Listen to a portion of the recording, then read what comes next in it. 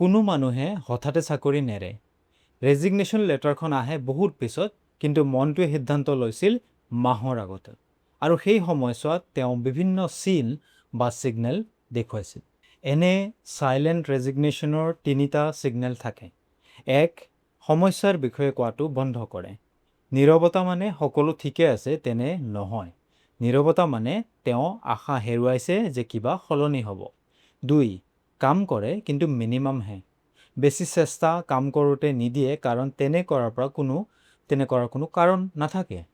3, ভৱিষ্যতৰ বিষয়ে কথা নকয় কাৰণ তেওঁৰ মনত আৰু এই অৰ্গেনাইজেশ্যনত তেওঁৰ কোনো ভৱিষ্যত নাই। এনে চাইলেণ্ট ৰেজিগনেশ্যন বন্ধ কৰিবলৈ কি কৰিব? এক্সিট ইণ্টাৰভিউৰ বাবে অপেক্ষা নকৰিব, তেতিয়ালৈ বহু দেৰি হৈ যাব।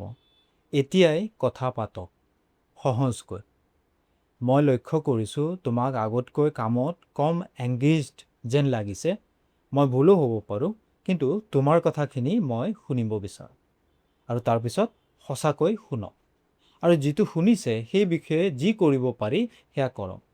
কথাটো শুনি সেই বিষয়ে একো কাম নকৰাটো এইটো নোকোৱাতকৈ আৰু বেছি বেয়া।